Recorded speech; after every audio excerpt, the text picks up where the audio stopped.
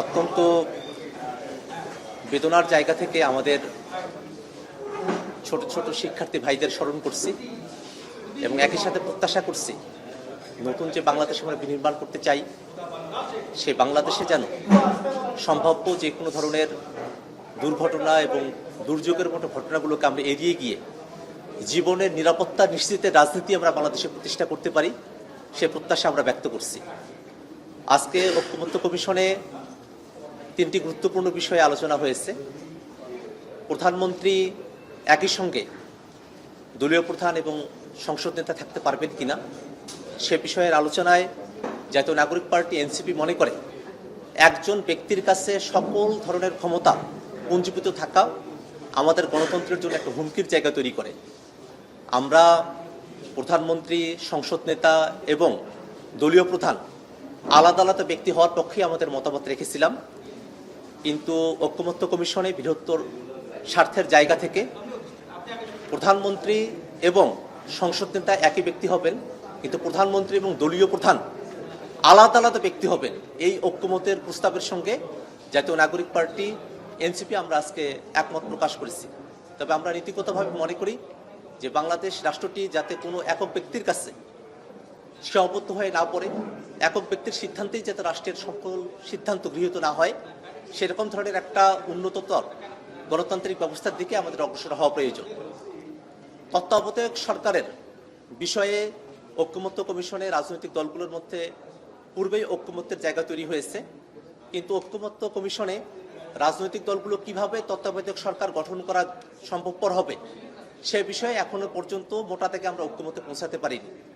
পূর্বেকার ত্রয়োদশ সংশোধনীর মধ্য দিয়ে বিচার বিভাগকে বাধ্যতামূলকভাবে তত্ত্বাবধায়ক সরকারে রাখার যে ফর্মুলা, সেখান থেকে বেরোয় এসে রাজনৈতিকভাবেই যাতে তত্ত্বাবধায়ক সরকারের বাছাই এবং নিয়োগ প্রধান উপদেষ্টার ক্ষেত্রে সম্পূর্ণ করা সম্ভবপর হয়, সে ব্যাপারেই মোটা থেকে আজকের ঐক্যমত্য কমিশনে একটা ঐক্যমত্যের জায়গা তৈরি হয়েছে। আমরা মনে করি বিচার বিভাগকে বাধ্যতামূলকভাবে তত্ত্বাবধায়ক সরকারের অংশ করার ত্রয়োদশ সংশোধনীর যে সিস্টেম এবং যে বিধিমালা, তার বাইরে এসে রাজনৈতিকভাবে রাজনৈতিক যে দলগুলো আছে তাদের মধ্যকার আলাপ আলোচনার মধ্য দিয়ে ঐক্যমতের ভিত্তিতে যাতে করে তত্ত্বাবধায়ক সরকার গঠন করতে পারি আমরা, সে পদ্ধতির থেকে অগ্রসর হওয়া প্রয়োজন। সেক্ষেত্রে ঐক্যমত্য কমিশনের তরফে প্রধানমন্ত্রী, বিরোধী দলীয় নেতা, স্পিকার, ডেপুটি স্পিকার এবং দ্বিতীয় প্রধানতম বিরোধী দল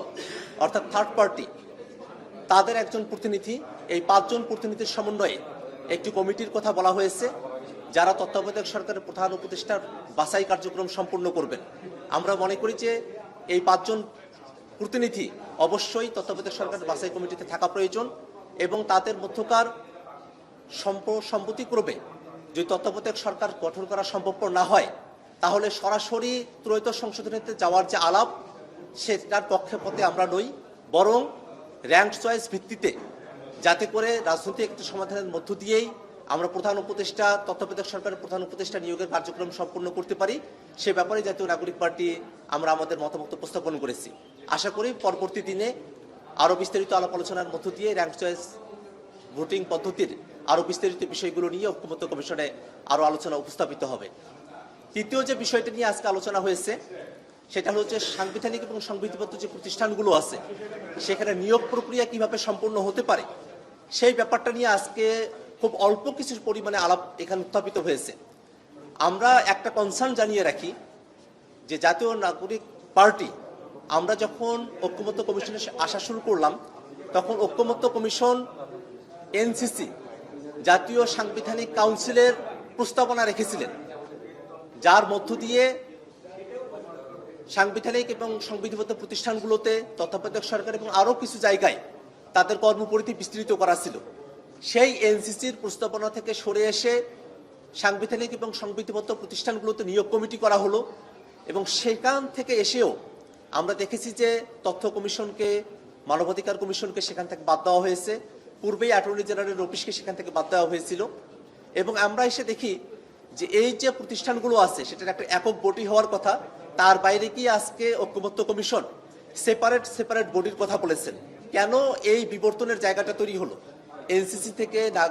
নিয়োগ কমিটি, সেখান থেকে সেপারেট বডির কথা বলা হচ্ছে।